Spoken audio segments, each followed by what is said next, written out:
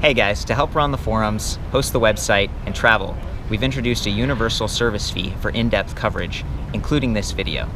My goal is to be unbiased and transparent. It's a privilege to serve you. This is not an endorsement.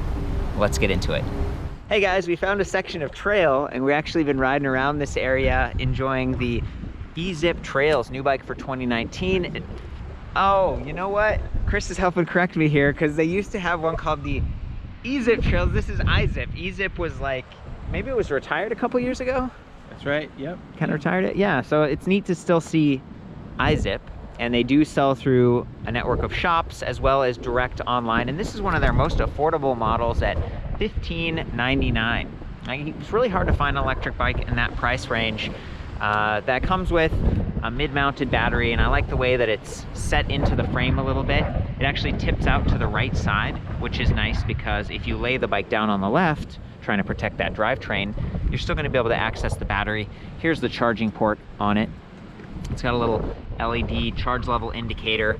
Not the highest capacity battery pack, 36 volts, 11.6 amp hours for like 417.6 watt hours.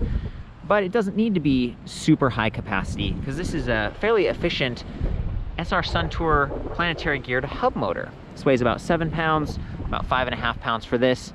The bike itself, with everything you see here, is about 52 pounds. So, you know, I was kind of mixed on this. I was like, well, it's not the lightest bike, but it's not quite as heavy as some of the other IZIP models. We're looking at the Brio over there, which has like fenders and lights and everything. It's closer to 55.5 pounds. So, you know, just thinking about how you're going to use this, it's got those knobby tires, which are going to help you off-road, 27.5 by 2.25, a little higher volume. You get some comfort because of those knobs. And then we've got a, I think, I'm kind of guessing here, 100mm suspension fork. This is just spring. It does have preload adjust. That's those two little dials there. So you want to kind of turn them in tandem and get both of those springs preloaded. Tighten them if you're someone who's a little bit heavier. Loosen them if you're like me. I'm like 135 pounds and I want it squishy.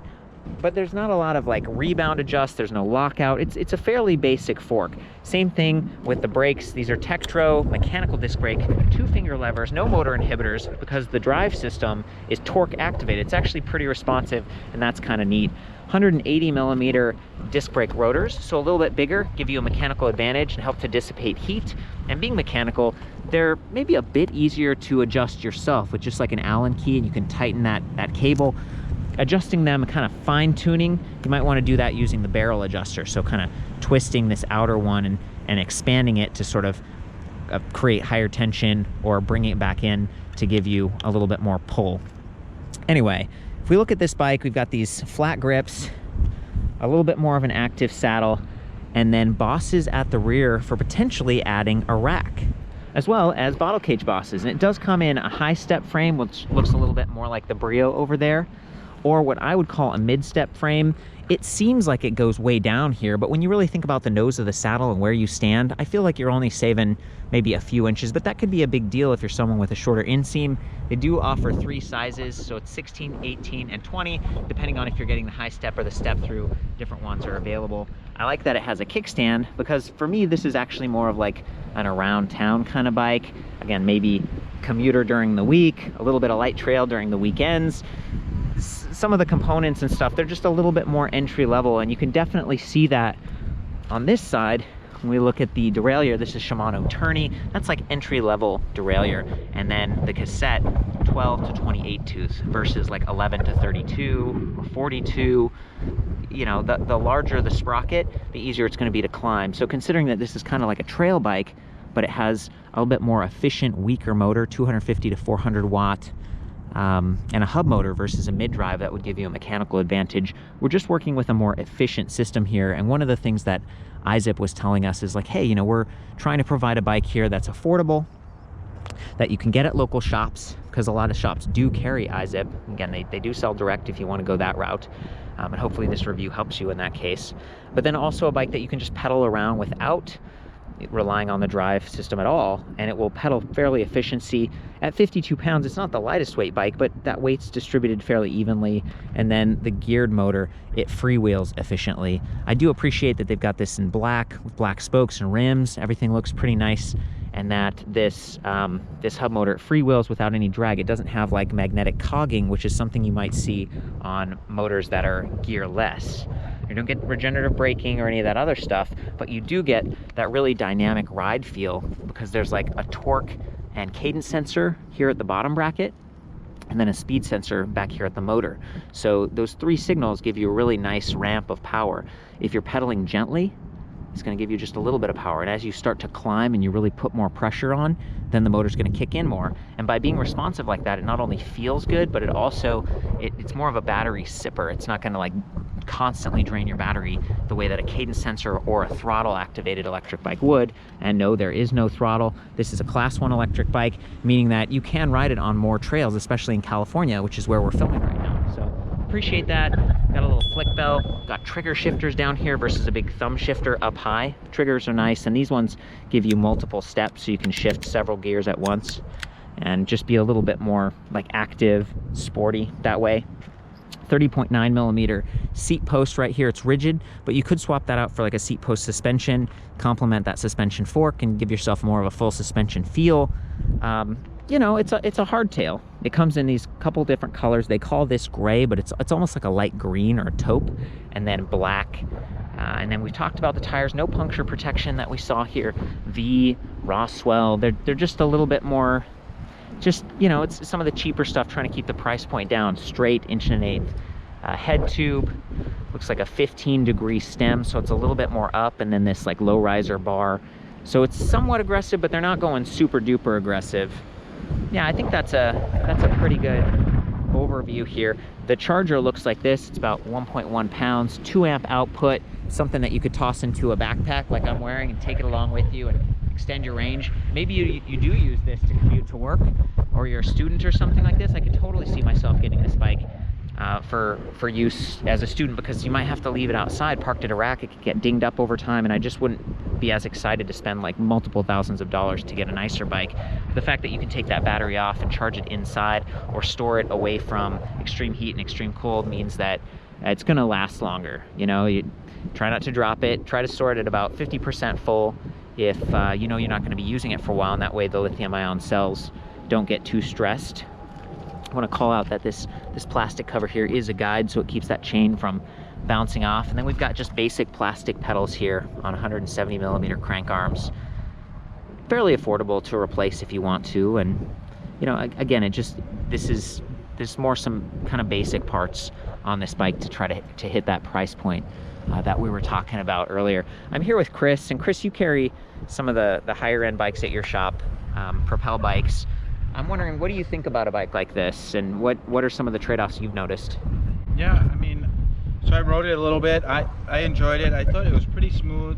One of the things that's quite nice about this bike compared to some of the other cheaper bikes I've found is it has torque sensing pedal assist. Yeah. And I found it to be to work really well. You know, some of the things that when you go up spec on a bike, you might see, you know, getting into hydraulic brakes, maybe a slightly better core, different things like that. But like you said, if you know somebody's using it pretty lightly, it's a nice bike. Yeah, and the cool part about the IZIP line is that they do offer a couple of other models, like the Brio here, which already has the lights built in. It has the fenders, so someone who's commuting, it's got the rack already. It's only $100 more. And then it also has this adjustable stem. So they went with a rigid stem over here because when you actually are riding on trail, that can kind of loosen up. So I'll have a review on that one separately, but wanted to call it out. They've got some decent choices. That one also has a chain cover. I'm gonna go ahead and activate this bike. You'll notice that the display is connected via one press foot connector here, versus sometimes the nicer bikes have like a threaded with like a little waterproof seal. Press the power button, it does a little dance, boots up. We've got speed in miles per hour. Can't change it to kilometers. We've got 3 battery like charge level indicators, and that represents like 30% steps, or 33.33333% steps. Light, which in this case there aren't any lights actually wired into the system, but the Brio did have that, and that would turn the lights on or off. In this case, what it does is it just makes that display brighter or dimmer, and that's really nice because sometimes you're riding at night and it's like it can be too bright and distracting when it's little LEDs like this. And then we've got 3 levels of assist: eco, standard, and high. So you just press up or down to go through those. it's pretty simple. Like once you turn the bike on, you're just more or less power basically. And then they've got this little, it's like a full-size USB type A charging port, and it says 5 volts. I plugged my iPhone into it a minute ago and it actually was charging. So I'm guessing it could be higher than 500 milliamps, maybe up to an amp. I can't say for sure, but it did work, and you could imagine mounting your phone and using that for GPS or maybe music or some speakers or an extra light or something. I think that's it, you know? I'm gonna hop on the trails. We don't have like, it's not super steep around here, but we are on like trails, right? It's a little bit off-roady. I'm in the lowest gear, that's the 28 tooth down there, and that's gonna make it easy to start. This hub motor is, you know, again, 250 to 400 watts. It's a little bit more efficient and active, lightweight than something that's higher powered. I'm in the highest level of assist. I'm just gonna pedal along, got the kickstand stowed, and then Chris will follow and we'll find some awesome spaces.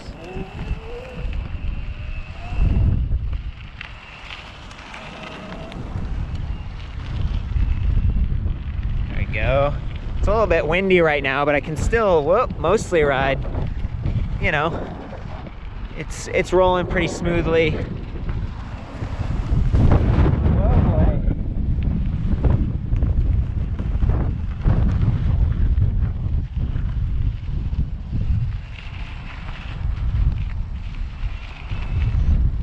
Yeah, I kind of like this bike. You know, it's just lightweight, sort of fun to cruise around.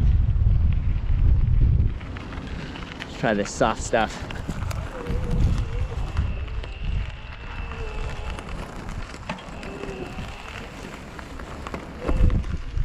Pretty responsive. So responsive with the torque sensor that they don't need like motor inhibitors on the brake levers or anything.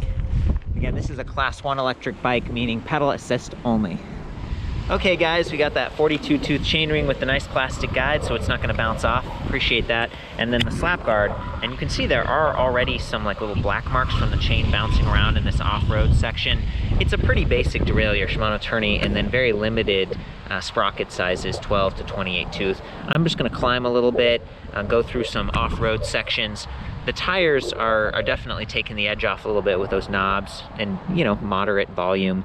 And then the suspension up front, I'm really appreciating that, but it doesn't have lockout, and you know, the preload is just kind of a basic adjustment.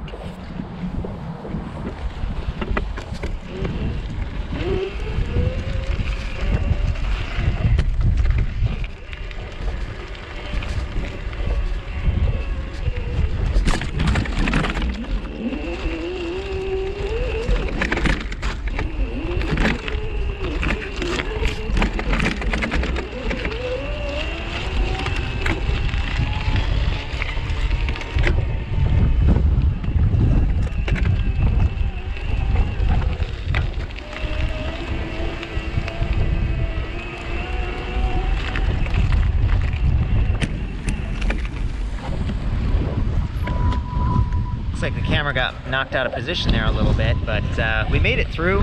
That was pretty steep. We're going over some pretty big bumps and rocks, and that chain was flapping around a whole lot, even in the largest sprocket, which is where it's the most highly tensioned. So that's kind of interesting. Now we're gonna just ride along on some street where it's smoother.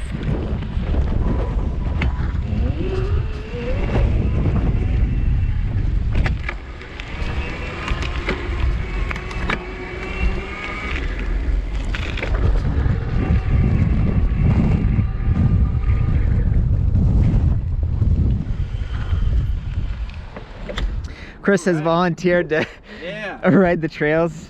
Look at that, suspension in action. We're going down the road of death here. This thing's a little crazy.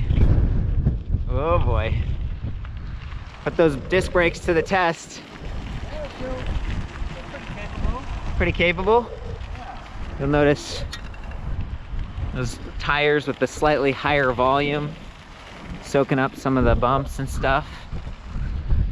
Now, hub motors don't necessarily give you that same mechanical advantage, climbing power that like mid-drive would. So keep that in mind. You know, you want to shift down to those lower gears, and that's where the 12 to 28 tooth cassette just it's a little bit lacking. And 42 tooth chainring, you don't get the same climbing power with this drivetrain as you would on something that's maybe a little bit little bit upgraded. You know, this is like a light trail bike, maybe some cross country. And then I also categorized it on the site as kind of neighborhood, because you could put that rack on those bosses there, maybe get some fenders, and then turn this into like a, I don't know, something that you ride around town on the streets and sidewalks, but then occasionally you take it on a road like this that's a little bit bumpy. How'd it feel?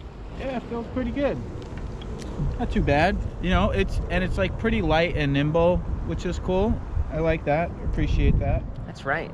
And yeah, a lot of times I feel like the mechanical brakes are not so great. I'm so used to having hydraulics on like all the bikes I ride these days, but they're pretty good. I mean, I don't know if part just like the way they're set up, but comfortable. Yeah, it seemed like the cable housing was really, it's like frictionless, so they're pulling really quickly, pretty snappy. And then having that kickstand, I mean, that's another telltale sign that this is kind of like a neighborhood type of bike, or very, very light trail. Right. But you could take it off. At least it has it, because some of the bikes, we were looking at some of the Raleigh, like the Lore yesterday. Yeah. Hardtail, much nicer, hydraulic brakes, better suspension and everything, but it didn't have even any provisions, and sometimes it's nice to have a kickstand. So, agree with that. Way to go, IZIP. So we've been doing a fair bit of riding, and one thing that I noticed that I wanted to share with you guys is with this Suntour system, it seems like when you're turning it on, it might make a lot of sense just to not be moving or not be putting pressure on the system, because it could be measuring your torque and speed at that time. So that's a good tip, just as you're starting out, to kind of let the bike do its thing. It boots up pretty quickly, then that might make it a little bit more consistent. I was getting some kind of error earlier, and I think it might have resulted from that. Well guys, that was interesting. We got a little adventure there. Chris, I appreciate your feedback and help on this. Yeah, happy to help. And I will have all of the measurements, like the weight, the length, the width, so you can see if this fits, along with the other little details that we discussed, back at ElectricBikeReview.com. I welcome your feedback. Chime in. Have fun out there. Ride safe.